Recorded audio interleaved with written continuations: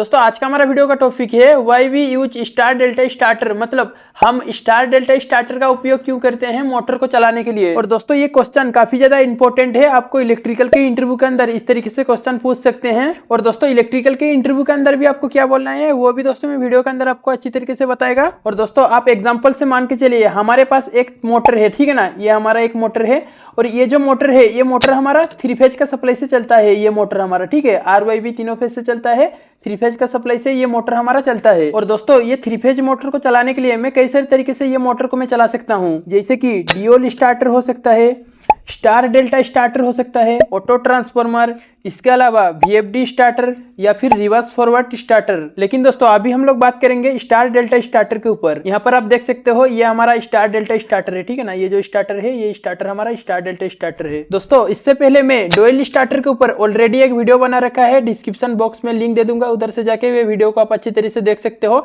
जो हमारा dual starter है, डुअल स्टार्टर को क्यों लगाया जाता है, डुअल स्टार्टर किस तरीके से वर्क करता है, आपको क्लियर हो जाएगा कि ये जो हमारा डुअल स्टार्टर है, डुअल स्टार्टर हमारा इलेक्ट्रिक में क्यों जरूरी है। अभी दोस्तों हम लोग जान लेते हैं स्टार डेल्टा स्टार्टर के बारे में। लेकिन दोस्तों आप एक बात का ध्यान रखिए, कभी कभी हमारा स्टार डेल्टा स्टार्टर की जगह ऑटो ट्रांसफार्मर का भी उपयोग लिया जाता है हमारा 3 फेज मोटर को रन कराने के लिए। पर दोस्तों हम लोग जो अधिकतर उपयोग में लेते हैं हमारा 3 फेज मोटर को रन कराने के लिए वे हमारा स्टार डेल्टा स्टार्टर ही ज्यादा अधिकतर उपयोग में लेते हैं हम लोग स्टार डेल्टा स्टार्टर को। मान के चलिए दोस्तों हमारा कोई बड़ा वाला मोटर रहता है, ज्यादा HP का एक मोटर रहता है, बड़ा वाला मोटर रहता है। और दोस्तों ये जो बड़ा मोटर है ना, ये बड़ा मोटर हमारा HT लाइन से चल रहा होता है। HT का फुल फॉर्म क्या रहता है, HT का फुल फॉर्म रहता है हाई टेंशन लाइन, मतलब हाई वोल्टेज करंट से जो मोटर हमारा चल रहे होते हैं, तो उन सभी में हम लोग सॉफ्ट स्टार्टर का उपयोग करते हैं। और दोस्तों अभी हम लोग बात करेंगे स्टार डेल्टा स्टार्टर के बारे में, ठीक है। और दोस्तों ये स्टार डेल्टा स्टार्टर कौन सा मोटर में लगाना है, आपको इस तरीके से भी इलेक्ट्रिकल के इंटरव्यू के अंदर क्वेश्चन कर सकते हैं। तो दोस्तों आपको उस टाइम ध्यान रखना है 7.5 किलोवाट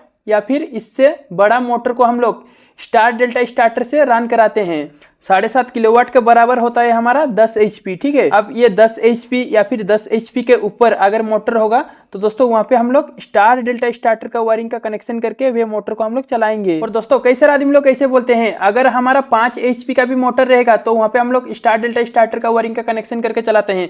दोस्तों ऐसा नहीं है, हम इजीली 7.5 किलोवाट का मोटर को भी हम लोग डुअल स्टार्टर से चला लेते हैं, कोई दिक्कत नहीं है। डुअल स्टार्टर से हम लोग 7.5 किलोवाट मतलब 10 HP का मोटर को भी हम लोग डुअल स्टार्टर से चला सकते हैं, कोई दिक्कत नहीं आएगा इसमें। दोस्तों यहाँ पे मैं और एक बात बताऊं क्या, हमारा कंपनी में हम लोग डुअल स्टार्टर से 30 HP का मोटर को भी हम लोग कंटिन्यू चला रहे हैं। इसमें किस तरीके से चला रहे हैं दोस्तों, जो हम लोग डुअल स्टार्टर से वायरिंग का कनेक्शन कर रहे हैं ना, ये डुअल स्टार्टर को हम लोग एक बार अगर स्टार्ट कर रहे हैं, ये मोटर हम लोग कंटिन्यू 30 HP का मोटर को 7 दिन तक चला रहे हैं, ठीक है ना। और दोस्तों इसलिए हम लोग डुअल स्टार्टर से 30 HP का मोटर को चला रहे हैं, वे मोटर को हम लोग बार बार चालू और बार बार बंद हम लोग नहीं कर रहे हैं, ठीक है। ये 30 HP का मोटर को एक बार हम लोग ऑन करके छोड़ देते हैं, मतलब एक बार चालू करके छोड़ देते हैं, वे मोटर हम लोग कंटिन्यू हमारा 7 दिन तक चलता है। 7 दिन के बाद उसको बंद करते हैं, फिर एक बार चालू करते हैं, फिर 7 दिन तक हमारा मोटर को हम लोग कंटिन्यू चलाते हैं।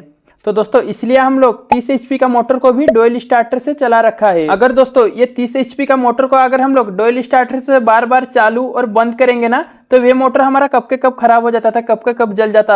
अगर हम लोग बार बार ये मोटर को 30 HP का मोटर को चालू बंद करेंगे ना डुअल स्टार्टर से, तो वे मोटर हमारा कब के कब खराब हो जाता था। वहां पे हम लोग डुअल स्टार्टर से नहीं चला के मोटर को हम लोग स्टार डेल्टा स्टार्टर का वायरिंग का कनेक्शन करके वे मोटर को हम लोग चलाएंगे। तो दोस्तों इसलिए कहा जाता है कि ये जो हमारा 10 HP का मोटर है या फिर 10 HP का ऊपर जो मोटर है, वहां पे हम लोग स्टार डेल्टा स्टार्टर का वायरिंग का कनेक्शन करके चलाएंगे मोटर को। अब दोस्तों यही चीज हमारा मन में क्वेश्चन आ रहा होगा, ये मोटर हमारा जल क्यों जाता है, डुअल स्टार्टर से चलाने से बड़ा मोटर खराब क्यों हो रहा है। छोटा मोटर तो खराब नहीं हो रहा है डुअल स्टार्टर से चलाने से, बड़ा मोटर हमारा बार बार चालू बंद करने से खराब क्यों हो रहा है, इसको भी थोड़ा हम लोग जान लेते हैं दोस्तों। और दोस्तों हमारा जो मोटर रहता है ना, मोटर में और एक करंट होता है, वो कौन सा करंट रहता है, inrush current, INRUSH, inrush current. आपने सुने होंगे कि हमारा मोटर तो करंट ले रहा है, हमारा मोटर जो करंट ले रहा है मोटर का रेटेड करंट है, हमारा मोटर लोड के ऊपर चलेगी और करंट लेगी। और दोस्तों और एक जो करंट होता है वे होता है हमारा इनरश करंट, ठीक है ना। और दोस्तों ये जो इनरश करंट है ना, ये हम लोग ये स्टार्टिंग करंट भी बोल सकते हैं। हमारा मोटर का जो स्टार्टिंग करंट है ना, इंडक्ट करंट का मतलब हमारा स्टार्टिंग करंट होता है। तो दोस्तों ये स्टार्टिंग करंट का मतलब सिंपल सा है, जैसे कि दोस्तों हमारा ये एक मोटर है, ठीक है ना, ये हमारा एक 3 फेज से चलने वाला मोटर है, ठीक है, ये हमारा एक मोटर है। और दोस्तों ये मोटर को मैं जस्ट अभी RYB तीनों फेज का सप्लाई दिया, ठीक है। और दोस्तों ये मोटर हमारा जैसे स्टार्ट होगा ना, ये मोटर हमारा स्टार्टिंग के टाइम पे कितना करंट लेगी, स्टार्ट होने के समय कितना करंट लेगी, वे कहलाएगा हमारा इंडक्ट करंट, मतलब हमारा स्टार्टिंग करंट। और दोस्तों ये जो इंडक्ट करंट होता है ना, हमारा मोटर का रेटेड करंट से भी बहुत 3-4 गुना ज्यादा होता है, बहुत मतलब 3-4 गुना ज्यादा होता है, ठीक है ना। रेटेड करंट का मतलब जैसे कि हमारा कोई मोटर है, वे कंपनी के द्वारा बनाया गया है, वे मोटर का जो एम्पियर है 20 एम्पियर तक लोड हम लोग उसमें चला सकते हैं, मतलब 20 एम्पियर तक कनेक्ट करा सकते हैं मोटर में, ठीक है। ये कंपनी का रेटेड करंट है 20 एम्पियर। 20 एम्पियर तक ये मोटर में लोड जोड़ सकता है। और दोस्तों जैसे मैं यहाँ पे RYB तीनों फेज देके ये मोटर को स्टार्ट करेगा ना, तो दोस्तों स्टार्टिंग होने के समय ये जो हमारा मोटर का 20 एम्पियर रेटेड करंट है ना, तो दोस्तों 20 एम्पियर से 3 से 4 गुना ज्यादा करंट लेने लगेगा, ठीक है। स्टार्टिंग के समय ये मोटर हमारा 3 से 4 गुना ज्यादा करंट लेगा। 3 से 4 गुना मतलब ये मोटर हमारा स्टार्टिंग के टाइम पे 60 से 70 एम्पियर करंट ले रही होगी। अब दोस्तों ये जो हमारा मोटर 60 से 70 एम्पियर करंट ले रहा है ना, ये कंटिन्यू नहीं लेता है 60-70 एम्पियर करंट। ये स्टार्टिंग के टाइम पे हमारा मोटर 60 से 70 एम्पियर करंट लेता है। ये 60-70 एम्पियर मोटर हमारा कितना समय तक लेगी। और दोस्तों ये जो हमारा मोटर है ना 3 फेज का, ये 3 फेज मोटर के अंदर एक रोटर होता है, ठीक है ना। यहाँ पे मैं एक रोटर बना देता है, ये हमारा मोटर का एक रोटर है, ठीक है। ये हमारा एक रोटर है मान के चलिए। ये रोटर क्या करता है, मोटर के अंदर रोटेट होता है, मोटर के अंदर घूमता है। और दोस्तों ये जो रोटर है ना, ये रोटर का एक RPM होता है। RPM का फुल फॉर्म क्या रहता है, RPM का फुल फॉर्म होता है रोटेशन पर मिनट या फिर रेगुलेशन पर मिनट भी आप बोल सकते हो, कोई दिक्कत नहीं है। RPM का जो फुल फॉर्म रहता है रोटेशन पर मिनट या फिर रेगुलेशन पर मिनट, ठीक है ना। और दोस्तों ये जो हमारा मोटर के अंदर रोटर है ना, ये रोटर हमारा 1 मिनट के अंदर कितना बार घूम रहा है, उसी को ही दोस्तों हम लोग RPM बोलते हैं। और दोस्तों इसको आसानी से आप इस तरीके से समझ सकते हैं। और दोस्तों जैसे कि हमारा एक मोटर है, ये मोटर हमारा कितना RPM का है, ये मोटर हमारा 2900 RPM का है, ठीक है। ये मोटर हमारा 2900 RPM का है, यानी हमारा मोटर के अंदर जो रोटर है, वे रोटर हमारा 1 मिनट के अंदर 2900 बार चक्कर लगाता है, 2900 बार घूमता है ये रोटर हमारा मोटर के अंदर। और दोस्तों जब तक हम लोग ये मोटर को सप्लाई नहीं देंगे, तब दोस्तों हमारा मोटर का RPM कितना रहेगा, 0 रहेगा उस टाइम। क्योंकि दोस्तों अगर हमारा मोटर बंद रहेगा तो उस टाइम हमारा 0 RPM रहेगा, ठीक है। और दोस्तों ये मोटर को जैसे में RYB तीनों फेज छोड़ देगा ना, हमारा जो दोस्तों मोटर है, मोटर घूमने लगेगा। और दोस्तों ये जो हमारा मोटर का अंदर रोटर घूमेगा ना, ये एक बार में 2900 RPM नहीं जाएगा। ये दोस्तों स्टार्टिंग के टाइम पे मान के चलिए 1000 RPM तक चलेगा, मतलब 1000 RPM मतलब 1000 RPM में घूमेगा।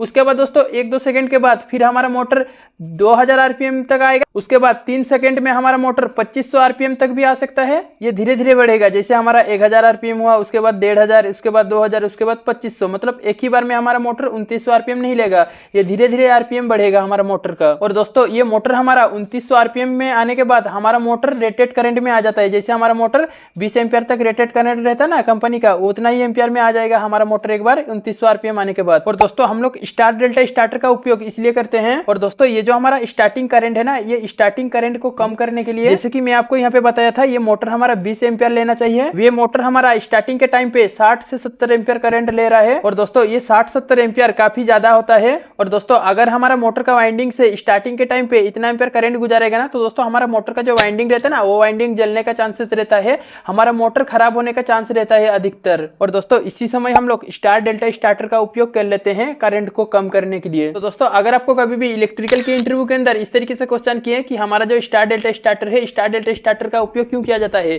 तब आप उनको एक लाइन के अंदर आंसर दे सकते हो कि सर हमारा जो मोटर का स्टार्टिंग करंट है ना, मोटर का स्टार्टिंग करंट को कम करने के लिए हम लोग स्टार डेल्टा स्टार्टर का उपयोग करते हैं। दोस्तों अभी हम लोग थोड़ा ये जान लेते हैं, ये जो हमारा स्टार डेल्टा स्टार्टर है, स्टार डेल्टा स्टार्टर का वायरिंग का कनेक्शन करते हैं, हमारा मोटर का करंट किस तरह से कम हो जाता है। दोस्तों ये जो हमारा 3 फेज का एक मोटर है ना, ये 3 फेज मोटर का अगर आप कनेक्शन प्लेट को देखोगे ना, तो दोस्तों ये मोटर में कुछ इस तरीके से कनेक्शन होता है। मतलब ये जो हमारा मोटर है, ये मोटर हमारा 3 फेज का मोटर है। अब दोस्तों ये जो हमारा मोटर है, ये मोटर को मैं 2 तरीके से चला सकता हूँ। एक नंबर पे ये मोटर को मैं स्टार कनेक्शन में चला सकता हूँ, और 2 नंबर पे ये मोटर को मैं डेल्टा कनेक्शन पे चला सकता हूँ। अब दोस्तों 3 फेज मोटर में आप सुने होंगे कि हमारा ये जो 3 फेज का मोटर है, 3 फेज का मोटर को हम लोग 2 तरीके से कनेक्शन करते हैं। एक तो हम लोग हमारा मोटर को स्टार कनेक्शन में चलाते हैं, नहीं तो फिर ये जो हमारा 3 फेज मोटर है, ये 3 फेज मोटर को हम लोग डेल्टा कनेक्शन में चलाते हैं। और दोस्तों ये जो हमारा 3 फेज मोटर है, 3 फेज मोटर में हमेशा हमारा 6 टर्मिनल रहता है। अब दोस्तों ये जो हमारा 3 फेज मोटर का 6 पॉइंट है ना, ये 6 पॉइंट किस तरीके से होता है, इस तरीके से होता है। एक पॉइंट ये हो गया,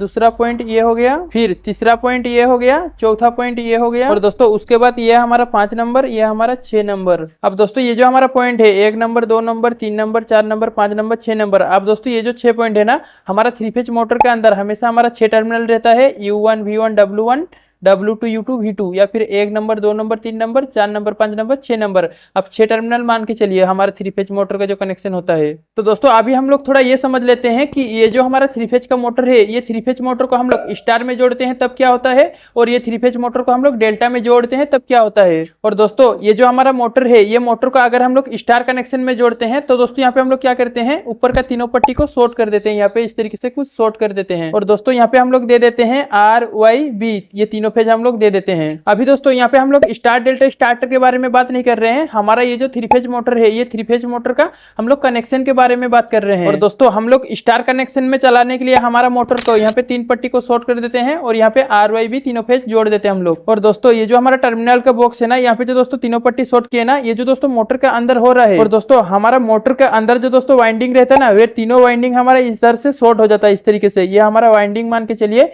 ये तीनों वाइंडिंग इस तरीके से शॉर्ट हो जाता है। और हम लोग क्या करते हैं, इधर पे हम लोग R वाला फेज दे देते हैं, यहाँ पे हम लोग येलो वाला फेज दे देते हैं, और यहाँ पे हम लोग ब्लू वाला फेज दे देते हैं। जो हमारा RYB तीनों फेज है ना, RYB तीनों फेज को कनेक्ट कर देते हैं। और दोस्तों ये जो हमारा मोटर का वाइंडिंग है ना, ये एक एक वाइंडिंग को हमारा 220 वोल्टेज मिलता है, मतलब हमारा सिंगल फेज का वोल्टेज मिलता है। और दोस्तों यहाँ पे R वाला फेज को भी सिंगल फेज का सप्लाई मिल गया, यहाँ पे येलो वाला फेज को भी सिंगल फेज का सप्लाई मिल गया, और हमारा ब्लू वाला फेज को भी सिंगल फेज का सप्लाई मिल गया। ये तीनों वाइंडिंग को एक एक करके फेज मिल जाता है। अगर दोस्तों आपको कभी भी इलेक्ट्रिकल के इंटरव्यू के अंदर पूछें कि हमारा जो न्यूट्रल पॉइंट है, न्यूट्रल पॉइंट किस वाइंडिंग से मिलता है, तब आप हमेशा बता सकते हो कि सर अगर हमारा कोई ट्रांसफार्मर है या फिर हमारा मोटर है, अगर हमारा स्टार कनेक्शन में रहेगा तो स्टार कनेक्शन से हम लोग को हमेशा न्यूट्रल मिल जाता है। आप ये इलेक्ट्रिकल के इंटरव्यू के अंदर बता सकते हो। और दोस्तों अभी हम लोग बात करते हैं कि ये जो हमारा 3 फेज मोटर है, ये 3 फेज मोटर का डेल्टा कनेक्शन के बारे में। और दोस्तों ये जो हमारा 3 फेज मोटर है, ये 3 फेज मोटर में हमारा 6 टर्मिनल रहता है, जो कि यहाँ पर आप देख सकते हो। यहाँ पे U1 V1 W1 W2 U2 V2, ठीक है ना, ये 6 टर्मिनल जो होता है। अगर हम लोग नॉर्मल डेल्टा कनेक्शन करते हैं ना, तो दोस्तों हम लोग क्या करते हैं, ऊपर से तीनों पट्टी को इस तरीके से शॉर्ट कर देते हैं। हम लोग क्या करते हैं, इधर से तीनों पट्टी को शॉर्ट कर देते हैं, और यहाँ पे हम लोग RYB तीनों फेज को जोड़ देते हैं। और दोस्तों मोटर के अंदर क्या होता है, मोटर के अंदर कुछ इस तरीके से होता है, जो वाइंडिंग होता है ना, वाइंडिंग कुछ इस तरीके से होता है। और दोस्तों मोटर के अंदर आप कुछ इस तरीके से समझोगे। यहाँ पे जो दोस्तों जो हम लोग R वाला फेज को दिए ना, ये हमारा R वाला जो फेज दिया हम लोग। और दोस्तों यहाँ पे जैसे हम लोग ये पट्टी को शॉर्ट करके R वाला फेज दिए थे ना, ये हमारा R वाला फेज हो गया पहले वाला। और दोस्तों ये जो पॉइंट को हम लोग यहाँ पे शॉर्ट किए थे ना, यहाँ पे जो हम लोग R फेज दिए, ये टर्मिनल पे ये जो पॉइंट को शॉर्ट किए थे, यहाँ पे भी हमारा R फेज चला आएगा। और दोस्तों ये जो हमारा R वाला सप्लाई है, ये R वाला सप्लाई हमारा इस पॉइंट पे भी आ गया। अभी दोस्तों हमारा ये है Y पॉइंट, और Y पॉइंट हम लोग यहाँ जोड़े हैं, और इधर से हम लोग पट्टी को शॉर्ट किए। तो दोस्तों हमारा जो Y वाला फेज है, Y वाला फेज भी हम लोग को इधर मिलने लगेगा। और दोस्तों ये Y पॉइंट का सप्लाई हम लोग को इधर मिल गई। अब दोस्तों ये Y पॉइंट को मैं इधर भी जोड़ रखा है। अब दोस्तों ये जो हमारा Y पॉइंट का सप्लाई है ना, ये Y पॉइंट का सप्लाई हम लोग को इधर भी मिल जाएगा, ठीक है ना। अब दोस्तों ये जो हमारा एक वाइंडिंग है, ये एक वाइंडिंग के अंदर हमारा 2 फेज चला गया, ठीक है। एक वाइंडिंग के अंदर हमारा 2 फेज चला गया। अब दोस्तों ये जो हमारा दोनों पॉइंट है, ये दोनों पॉइंट में हम लोग BB जोड़ दिए, और ये हो गया हमारा इधर भी ब्लू और इधर भी ब्लू। और दोस्तों यहाँ पे आप देख सकते हो, हमारा जो 3 फेज मोटर है, 3 फेज मोटर का हमेशा हमारा 3 वाइंडिंग होता है। ये 3 वाइंडिंग में हमारा 2-2 करके फेज मिल गया। R वाला फेज और Y वाला फेज से हमारा एक वाइंडिंग कंप्लीट हो गया, R वाला और B वाला फेज से हमारा 2 नंबर का वाइंडिंग कंप्लीट हो गया, और 3 नंबर में जो दोस्तों हमारा Y वाला और B वाला फेज है ना, ये हमारा 3 नंबर का वाइंडिंग कंप्लीट हो गया। मतलब हमारा ये जो दोस्तों वाइंडिंग है ना, हमारा एक एक वाइंडिंग को 415 वोल्टेज करके मिल रहा है, ठीक है। यहाँ पर आप देख सकते हो स्टार कनेक्शन और डेल्टा कनेक्शन में कुछ इस तरीके से अंतर है। स्टार कनेक्शन के अंदर हमारा एक एक वाइंडिंग को एक फेज मिल रहा है। यहाँ पे दोस्तों हमारा ये वाइंडिंग को भी एक फेज मिल गया, हमारा ये वाइंडिंग को भी एक फेज मिल गया, और हमारा ये वाइंडिंग को भी एक फेज मिल गया।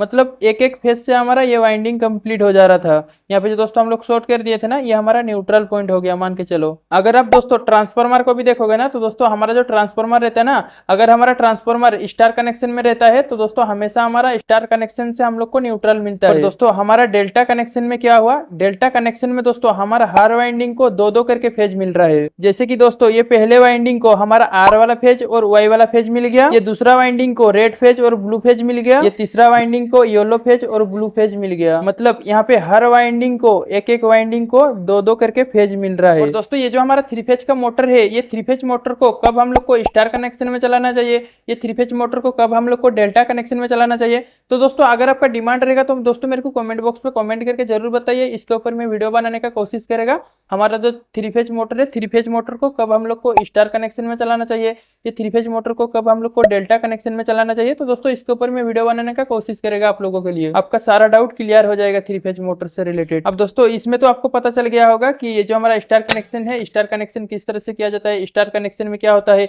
और ये जो हमारा डेल्टा कनेक्शन है, डेल्टा कनेक्शन किस तरह से किया जाता है, डेल्टा कनेक्शन में क्या होता है, ये तो आपको पता चल गया है। तो दोस्तों उम्मीद करता हूँ कि आज की इस वीडियो के माध्यम से आपको कुछ बेहतर जानकारी मिली होगी। जी हाँ दोस्तों, आज का ये वीडियो कैसा लगा आप लोगों को एक लाइक करके कमेंट बॉक्स पे कमेंट करके जरूर बताइए। अगर आपको इलेक्ट्रिकल से जुड़े हुए कुछ डाउट रह रहा है, कुछ सुझाव रह रहा है, कुछ क्वेश्चन रह रहा है, तो दोस्तों मेरे को नीचे कमेंट बॉक्स पे कमेंट करके जरूर पूछिए, उसके ऊपर मैं वीडियो बनाने का कोशिश करेगा। अगर आप इलेक्ट्रिकल का वीडियो को हिंदी में देखना पसंद करते हो तो आज ही हमारा यूट्यूब चैनल को सब्सक्राइब कीजिए। आज के लिए इतना ही, धन्यवाद।